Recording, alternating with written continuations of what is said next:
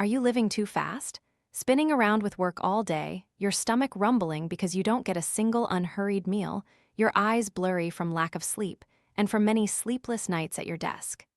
Maybe you're racing against time, striving to achieve your unfinished dreams, but your steps are too rushed. You keep running and forget to love yourself. Now let's join Why Is That So?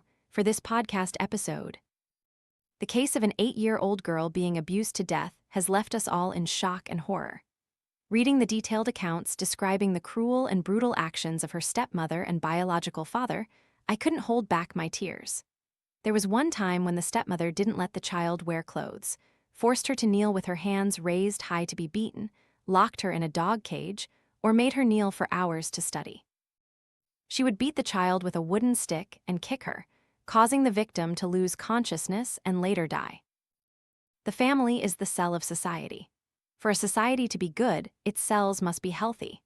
However, domestic violence is currently becoming a pressing issue, causing severe consequences for individuals, especially women and children.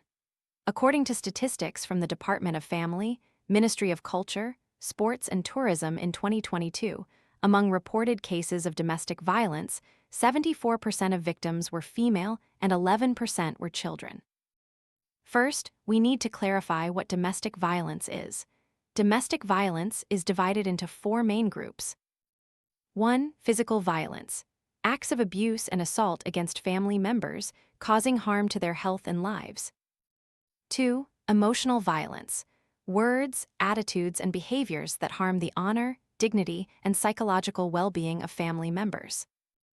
3. Economic violence. Asterisk actions that infringe upon the economic rights of family members, such as property ownership rights and the right to freely work. 4. Sexual violence. All acts of coercion in sexual relations between family members, including forced conception. Forms of domestic violence include violence by husband against wife. Asterisk, this is the most common form, accounting for up to 70% of cases. Violence by wife against husband. Asterisk, often manifested through verbal abuse, aggressive behavior, and even physical assault. This can also include excessively strict control over time and money, causing physical and psychological harm to the husband. Violence between parents and children, stemming from the notion of spare the rod, spoil the child, the idea that one must be strict with a child, and a child who makes mistakes must be punished. Violence from children towards parents. Asterisk, this is an unfilial act that goes against the beautiful traditional ethics of our nation. Violence between other family members. Asterisk, such as siblings, uncles, or nephews fighting over disagreements in life or property disputes. In this podcast episode, Why Is That So? We'll delve into the forms of physical and emotional violence between parents and children. When you were little, were you ever beaten by your parents? That furious face, those relentless, resentful curses, the whip marks on your skin, iron rods, leather belts, and the hateful sound of a lash, leaving you suffocating, in pain, humiliated, and despairing. Even in my wildest dreams, I never truly imagined there were so many people in this world who have suffered and continue to suffer such torment and pain, so many who have to silently endure. This is also a topic explored in the book, The Child Who Understands Doesn't Get Candy. Being beaten by parents, the very people you depend on most, is an incredibly terrifying experience. In an instant, your world collapses. Parents don't understand their children's emotions when they are beaten because at that moment, the parents' hearts are filled with rage. They have transformed into terrifying demons. You can't know when their humanity and emotions will return. It is precisely during these moments of being beaten and verbally abused that a child is most susceptible to internalizing negative messages. The insults diminish the child's self-esteem, making them believe they are worthless, an unwanted burden, fundamentally wrong, at fault, and deserving of punishment. The child begins to withdraw, becoming insecure, losing self-respect, constantly anxious, confused, and prone to various psychological disorders. They grow up and may easily accept that violence is normal behavior and even an effective method of communication. A question arises: why do parents exhibit such violent behavior towards their children?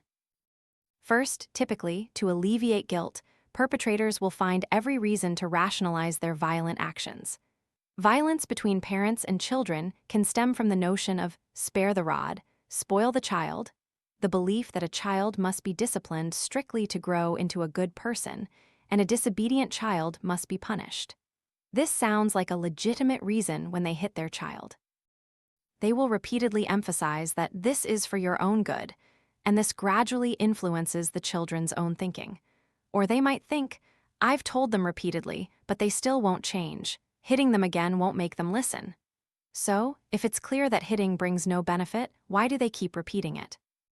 Clearly, the perspective of educating children through physical punishment, to the point of causing psychological harm, and then justifying it as done out of love, is a misguided and reprehensible act. The second reason many people consider is the issue of income and educational level of adults in the family. When it comes to hitting and scolding children, people immediately think of lower-class families where parents are uneducated, have low incomes, are oppressed externally, and then come home to vent their anger on their children. Parents struggle to earn money just to take care of themselves, but now they also have to feed several hungry mouths. How can they not be stressed?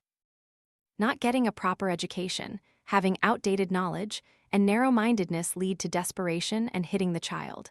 However, income or educational attainment is not a direct cause of domestic violence. Many poor families are still warm and loving, while conversely, many wealthy families are cold and distant. This is not uncommon in society. Some also blame alcohol and stimulants for destroying adult personalities. Alcohol is the most common scapegoat. Many domestic abusers have a habit of drinking, but alcohol is not the culprit. At most, it's just a catalyst that helps the abuser feel entitled to act recklessly, avoid responsibility, and then blame their drinking. So, what is the real reason?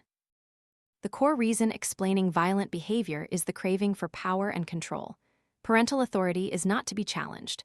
A child's disobedience is seen as an act of defiance against both their will and their authority. This is the real reason why parents get angry. At the core of the desire for control is the desire for power. Everything must be done my way. If things start to get out of my control, they must stop. The line between control and violence is just one step away. Control-obsessed parents are all at risk of hitting their children because violence is the best means of control. Violence is a power game. The only rule is to bully the weak and make them tremble before the strong. Therefore, the hierarchy of domestic violence is obvious and always leans towards the child as the weakest. A man who hits his wife will certainly also hit his children, and a woman who is beaten by her husband will often take it out on her children. Only the children have nowhere to hide. Domestic violence is not a one-time event. It happens 0 times or countless times. The same applies to parents hitting their children. Once a precedent is set, it will surely be repeated. Even after many years, you can still feel a chill when you think about those terrifying, haunting images. Even if you and your parents have reconciled over the years, and your life has returned to normal peace, the coldness buried deep in your memories cannot forgive. A child who is frequently beaten often harbors a strong desire for revenge. So, what does the child truly want? An apology or revenge? It's difficult to give a suitable answer for all children, as each person has their own story and their own struggles. However, right now, you really need to sit down and think carefully about that question. After all these years, do you truly want your parents to personally bow their heads and admit fault for the terrible things they did to you? And has the child within you ever had a fleeting thought of wanting to retaliate? Do you ever imagine your father crying bitterly, tears streaming down his face, perhaps even thinking of the words for him? "I'm sorry, my child, it was all my fault. Please forgive me. If you don't forgive me, I won't be able to live." You imagine such scenarios, but do you truly want them to happen? Some children grow up still holding onto hatred. They vow never to forgive their parents. They have asked themselves 1,000 times, over and over, why did my parents do that? Why couldn't they treat me a little better? Why won't they repent? Why won't they apologize? But, dear listener, these very thoughts are what continue to torment and torture you, occupying your emotional space and stealing the time you could be spending on yourself, conversing with your inner self. I don't mean to imply that you are obligated to forgive your parents for their wrongdoings. I only wish for you to be kind to yourself and learn how to let go of those long-standing sorrows. What causes you deep pain is the lonely child deep within your soul who always yearns for comfort. Embrace that child, talk to them. I know your parents hurt you, made you suffer, made you lose your self-respect, and left you to cry alone in the dark. But parents are just a starting point when we are born. How we navigate life, what our outcomes will be, all of that is decided by ourselves. Every life has the right to develop as it wishes and possesses enough strength to be happy. We know that in a family, positive or negative values will be passed down from one generation to the next in one way or another. It might seem logical to say that domestic violence is hereditary. My parents hit me because my grandparents hit my parents, so I will hit my children. No, I firmly assert that the answer is no. This is true if the child understands and controls their fear and anger towards their parents. Susan Forward once said, "You will transmit negativity to others if you don't return it to its owner. If you don't control your fear, guilt, and anger towards your parents, you will transfer it to your partner or children." For those of you facing violent behavior from your parents, please seek help from a trusted adult. This adult can be anyone you trust, such as a teacher, police officer, or neighbor. If your parents have a history of severe domestic violence against you, it's best to keep the contact information of these individuals so you can have a safe refuge in emergencies. I also ask you to hold firm in your self-belief so as not to be swayed by the harsh, negative insults of adults. Once again, please remember that parents are just a starting point when we are born. How our life and who we become later on is up to us to decide. This podcast episode doesn't just pose questions to children, but also to parents who need to take a moment to reflect. Dear parents, in just 1 second, have you ever felt regret or pain for hurting your child? I understand that parents have reasons that are hard to articulate, and sometimes parents themselves may not even understand why they acted that way. They only know that at that moment they were furious, boiling with rage, and couldn't control the beast within them. But I beg you, parents, please sit down and think seriously about those actions. Violence cannot be used against violence, and a hurt person should not choose to hurt others. Children are always innocent victims, no matter the reason. No matter how great the justification, beating and abusing children is an act that should never be supported. I hope that both parents and children can heal those emotional wounds and regain their self-respect and confidence to live brighter lives.